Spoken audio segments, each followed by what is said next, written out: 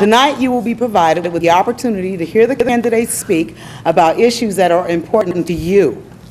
The Alliance for Jobs and Sustainable Growth is a new jobs-focused coalition of business, labor, and community. The Alliance was formed in April 2010.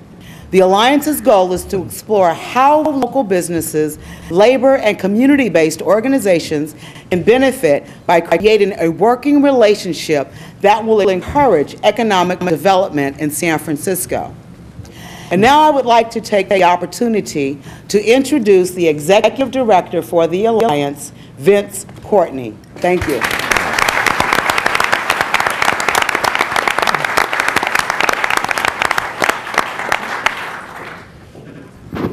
Thank you. They asked me to get up here now because we're not on TV yet. I'm really glad to be here, and the Alliance is something that those of us who are participating within it really feel strongly about. It's something that we think we need in San Francisco. It's common sense to have labor working with business and solid community organizations and trying to see to it that we generate good jobs and economic growth. That's it. That's our agenda. We're not into collective bargaining. We're not into doing a lot of the other things that unions do. The unions take care of that themselves, and the businesses take care of their business. But if we work together and put our political power together, we can turn this city or keep this city in the direction it's moving in right now. Whether that direction is due to the Board of Supervisors or the mayor or whatever is for you to decide. We have one thing we want you to see tonight, one goal tonight, and that's for you just to get to understand and get to know a little better these candidates. Because I got to tell you something, there's some great candidates up here. There's several people who could be a good mayor and could move this city in the right direction. And I've been active in politics for a long time in San Francisco. There's also a Board of Supervisors that you can be proud of. They're pretty sharp on that board, and they're doing some real good things. So we are very optimistic about the future. So I'm going to turn this back over to Eloise, because I think it's getting closer to the time when the TV is going to be on. Thanks. I did forget one thing that I'm supposed to do. I got to introduce two people who are key to this coalition. On the union side, it's a man who's in charge of the largest union in San Francisco. We got 22,000 members, the largest union by far. That's the United Healthcare Workers, and that is Leon Chow. Leon?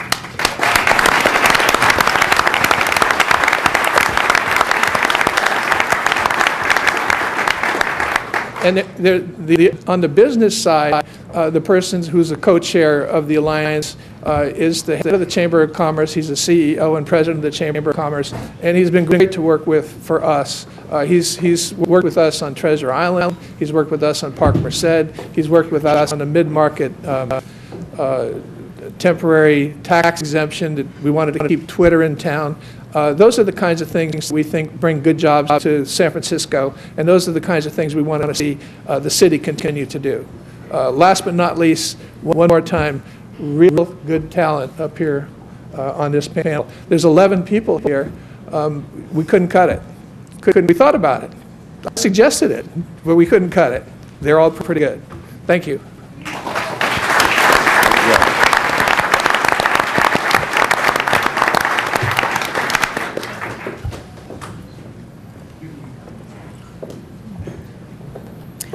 We would like to take this opportunity to thank our platinum sponsors, Comcast and Comcast Spotlight, AT&T, California Pacific Medical Center, Motorola, and the United Healthcare Workers.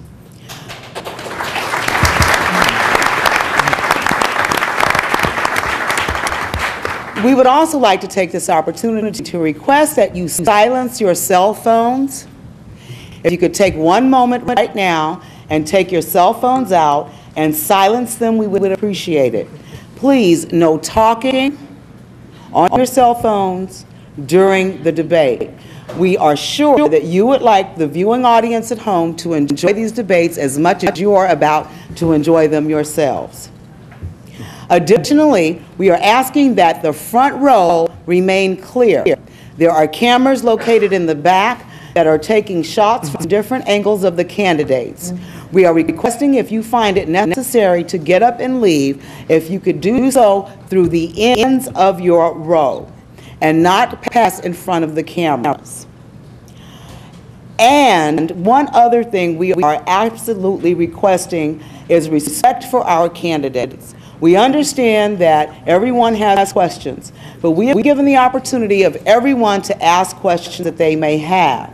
We are asking that you remain silent and allow all of the members all of the candidates to be able to answer the questions fully and completely. Now, we are about to encounter one of the most historic debates in San Francisco. August 12th was the last day that we had for people to decide if they were going to decide to run for mayor or not. Jeff Adachi was the last person standing, and he decided to join us this evening. We were able to get him to participate, which will allow full participation of listening to all of the candidates, which is something that we have not had the ability to have before. So I would like for you to join me in thanking and welcoming our candidates.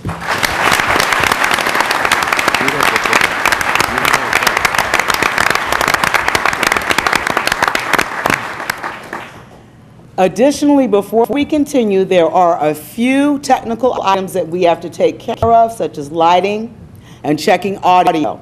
So be patient with us just a few more minutes, and then we shall begin. Thank you. All right.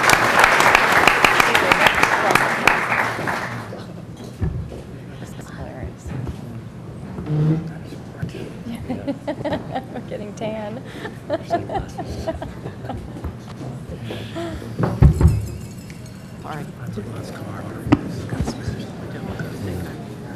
Moving away from you. I mean, I just I feel like I've been spending more time at McLaren, but probably they did more. I'm surrounded by all you guys.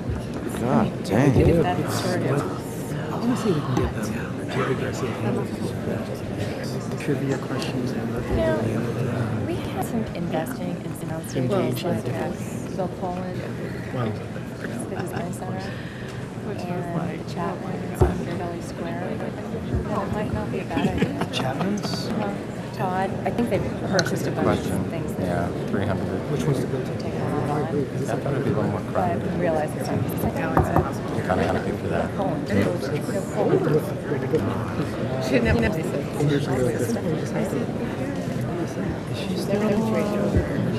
She's around. Just It's not beauty. So maybe their campus is bike friendly or something. It is bike friendly. She's taking a bike. But I just didn't want her to ever be in a situation where she was stranded. And I said, well, in Boulder, I don't know if there's Muni, if there's ever a driver situation.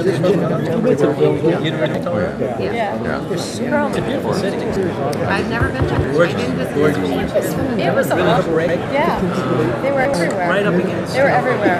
And he was sort of down your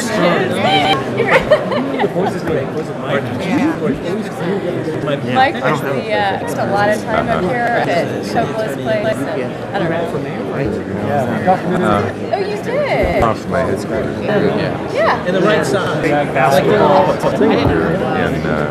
I spent a lot of time actually. How's everybody doing this evening?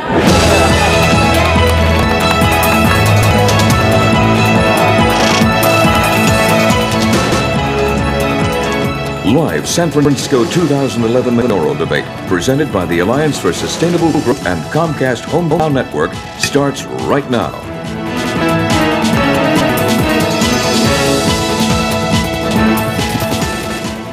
Thank you for all of the candidates for coming. Thank you to Comcast Hometown Network, Channel 104. Thank you to our moderator, Phil Mateer of the San Francisco Chronicle, renowned Bay Area journalist of over 20 years. Please join me in welcoming Phil Mateer.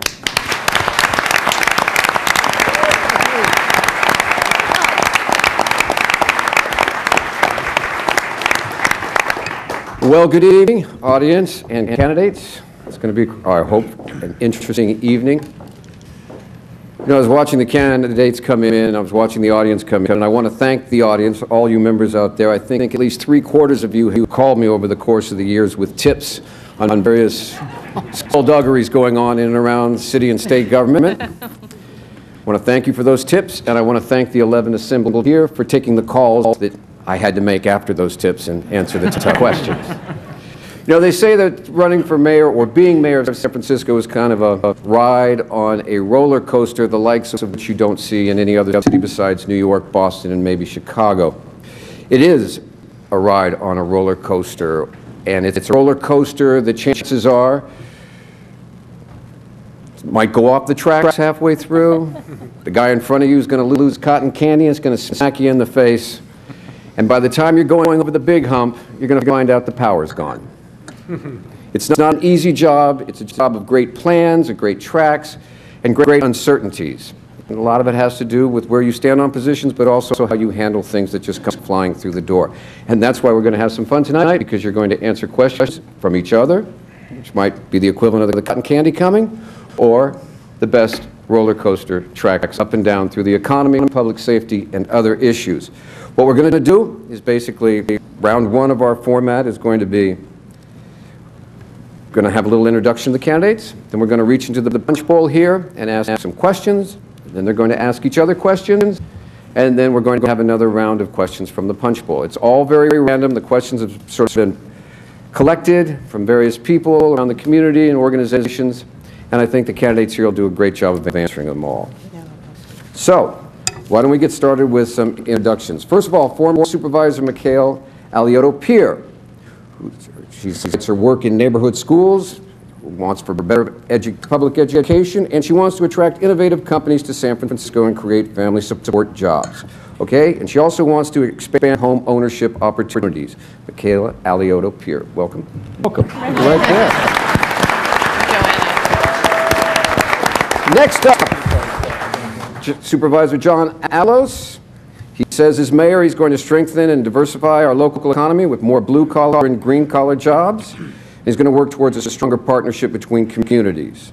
We'll also partner with the school district, SF State, and City College to make sure that our youth have the best educational opportunity and are well prepared for the jobs of tomorrow. Supervisor John Avalos.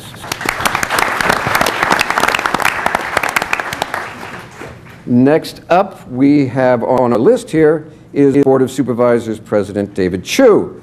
First and foremost, he says we must build our economy and create jobs for our residents. Second, we must make sure that the city government is working smarter and better for the people it serves. And third, we must ensure that San Francisco offers its young people a world-class education. Former Supervisor Bevan Tufte.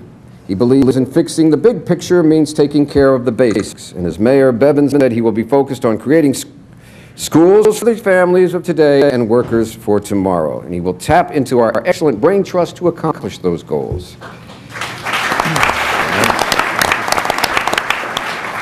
Next up, we have retired city administrator and former SF supervisor Tony Hall, who is going to be calling for stronger pension reform. He's also going to call for job creation, and he wants zero-based budgeting and stringent audits. City Attorney Dennis Herrera would like to think of himself as being an independent leader at City Hall, and he's done more than anyone, in his opinion, in this race to take on the powerful interest and protect San Franciscans. Dennis has put forward a comprehensive plan to create jobs, and I'm sure he will be talking about that tonight. Entrepreneur and educator Joanna Reese. Thanks for not confusing me with Mikhail. It's the red thing. I know. Two women, it's hard to keep them separate. No, we've got that down. It's just a red thing in the alphabet. I'm bad with that.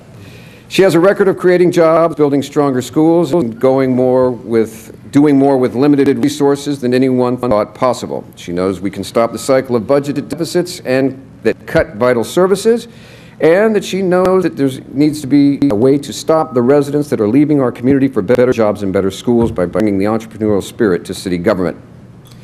San Francisco Assessor Phil Ting, actually Assessor Recorder. As mayor, Phil will have a strong commitment to creating families, sustaining jobs, making Muni more reliable and efficient, and making government more responsive, and most of all, more effective. And we also have our late entry city public defender, Jeff Adachi, whose goals are to restore integrity and fiscal integrity to City Hall, create jobs, safe and clean streets, and effective and honest government. An impressive lineup and impressive goals. So, what? Leland, wait a minute. Just add that to my time, okay? I'm gonna, yeah, absolutely, penalty points. And Mayor Lee. And Ed Lee. I love this stuff. Live TV, it doesn't get any better. Okay, State Senator Leland Yee. 3 of his goals in San Francisco will be to get as close to 100% renewable energy in San Francisco as possible by 2020. To ensure that CPMC Hospital rebuild is supported by labor, community, and healthcare providers. And he wants an ethics commission that will no longer be appointed by politicians, but instead will be appointed by citizens. And Mayor Ed Lee, his goals and objectives include creating and retaining high-paying jobs, changing the tone at City Hall so that San Franciscans have a voice, and ensuring the economic stability of San Francisco and our region.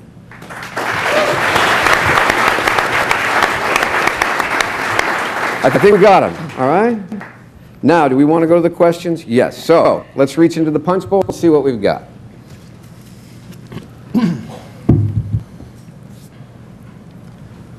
First up, for Dennis Herrera. All right, do you support extending parking meter hours past 6 p.m. and extending enforcement on Sundays? I do not. And I do not because I think if you look at all the burdens that we have on small business owners, one of the things they complain about most is extending parking meters. And when you're paying $4.50 an hour, $5 an hour for a parking meter out in West Portal or another small business corridor, your business oftentimes leaves and goes to South City or Daly City instead of staying right here in San Francisco. I do not think that we should be nickel and diamond residents any more than we already have. And the fact of the matter is that why we are doing things like that is because we haven't had a realistic discussion in this city about what role government should play in people's lives and what people are willing to pay for. So we overlayer them with parking meter rates and fees to nickel and dime left and right, and I don't think that's the way to enhance that discussion. It also disproportionately impacts lower and moderate income folks who are the ones least able to afford that extra burden. So something I'm not in favor of. Follow-up question real quick. How high should a parking ticket be? Well, I know it shouldn't be. I could tell you right now, when they used to be $25 an hour, I plead guilty. I played a little bit of Russian roulette, and I'd sit there and amortize it out over the course of a year, and so the amount of times I get caught versus the amount of times I don't get caught, it evens out. But when it's $75 an hour, my wife isn't nearly as forgiving as she once was with a parking ticket. All right, thank you. Next name up.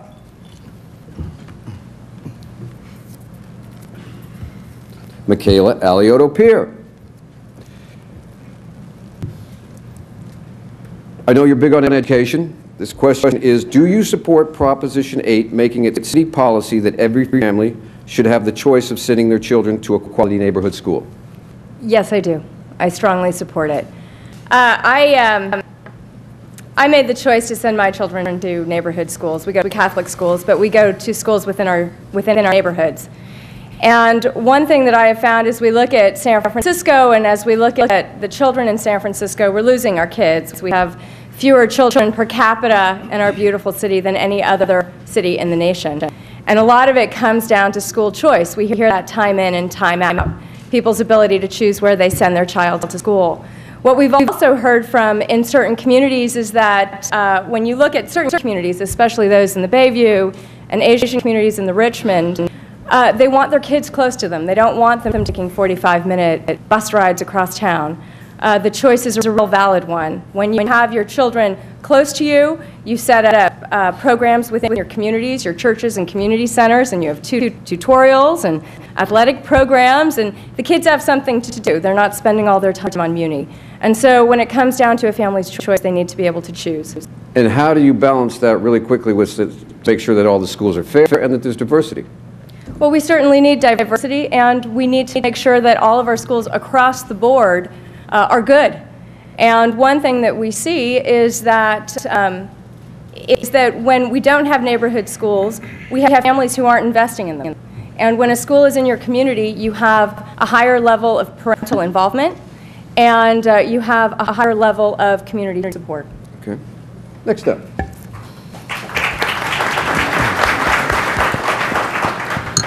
Public Defender Jeff Adachi.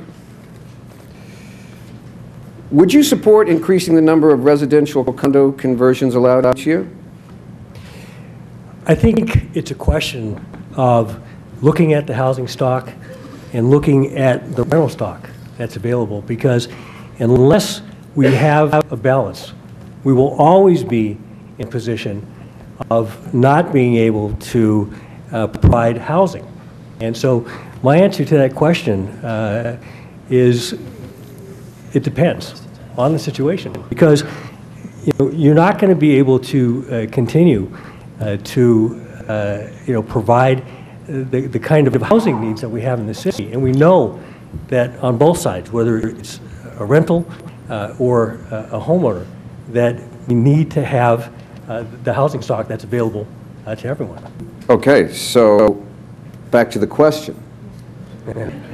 Are you in favor of increasing I know it's a hot political issue and it's one that's rife with controversy, but when it comes to residential condo conversions, where do you stand? Are you in favor of increasing it or what?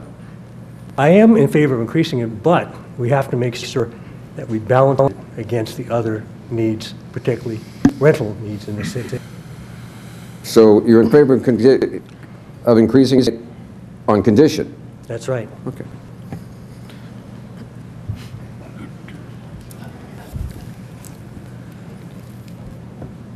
San Francisco Mayor Ed Lee. Hi, Phil. Hello.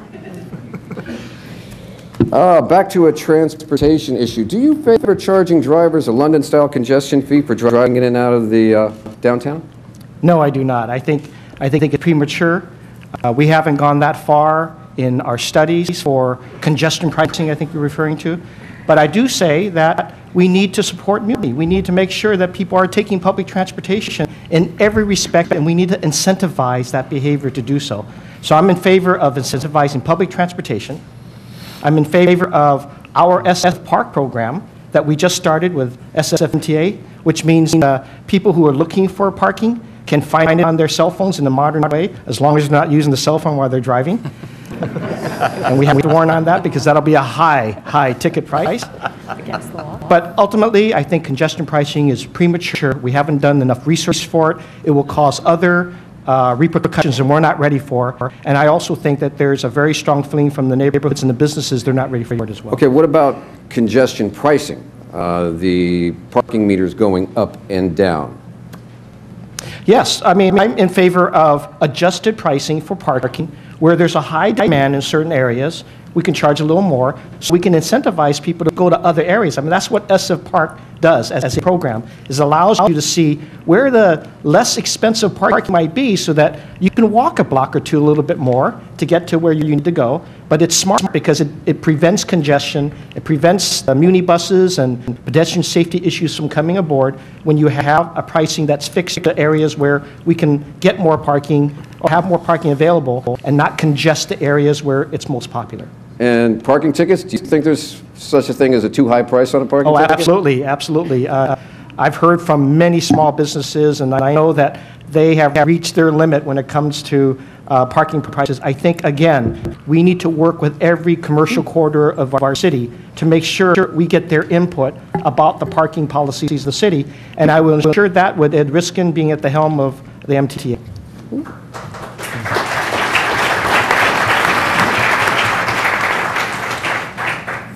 All right. Former Supervisor Bevan Dufty. And this is a supervisorial question. Would you support a charter amendment creating a combination of 11 both citywide and district supervisorial seats? That's a system that they use in Washington, D.C., and some people do like it, that you have both a combination of at-large and district. I was a district elected supervisor, and I think it's valuable and worthwhile. I've liked having a district to focus on and be responsible for. So unless I saw outcry, which we haven't seen from the citizenry, I'm content with the system as it is. So, by the way, how do you feel about ranked choice voting? Love it.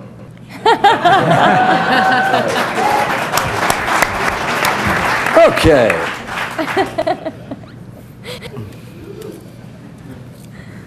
Okay, Supervisor David Chu. What are the three most critical problems facing the city at this time?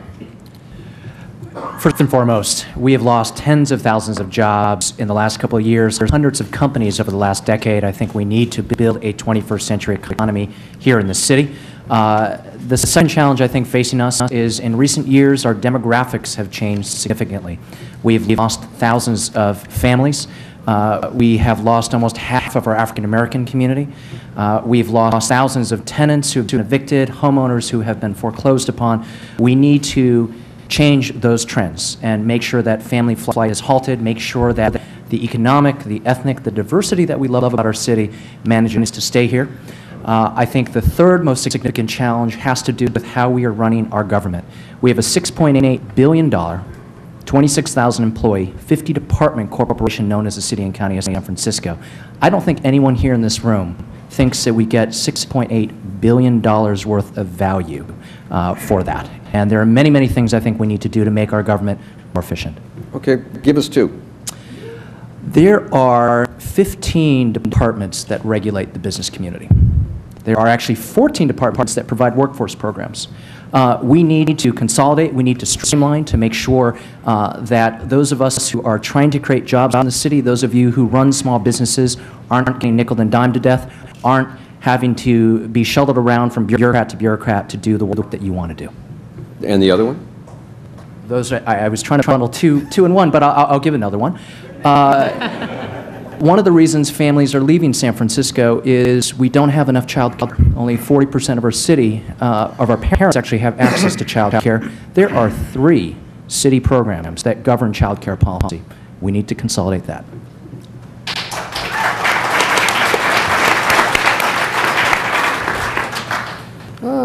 Assessor Recorder Phil Ting. Will you be supporting or opposing the $248 million road repaving and street safety bond measure that's going to be on the November ballot? I'll be supporting it, but I have great reservations that we aren't setting aside enough revenue in our annual budget, our general fund, to make sure that we're making these maintenance every single year. I don't think a city should really have to do a road repaving. I know that we're in this situation because we have tough fiscal issues, but I think that we need to be fiscally more prudent, to be setting aside that money into infrastructure. It's easy to defer all that every single year. I know we have very, very tough decisions to make, but I know that we need to prioritize infrastructure and long-term viability for our city. We need to make sure that roads are paved. We need to make sure we're investing in muni. We need to make sure we're investing in all the water undergrounds. And I think that that's so important to make sure that our city is as vibrant as possible so that we can continue to grow, not just population-wise, but business-wise. But we hear that time and time again, and then when it's budget time, we have everybody come to City Hall and say, we need money for our ongoing programs. And so the road money goes there. What could you do to stop that? Well, I think you're going to have to continue to try to become more efficient in San Francisco.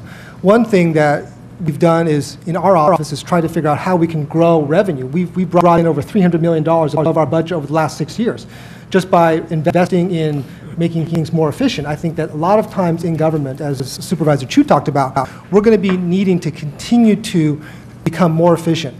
If every single Muni bus line actually was 1 minute faster, just think about it, just 60 seconds faster, that would save $20 million. That would be enough to actually implement the first phase of our transit effectiveness plan, which we say we don't have any money for.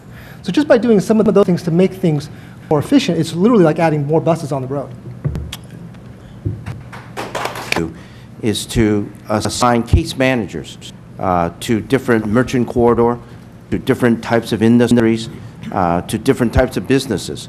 We do that in the social service field, of which I know quite a bit.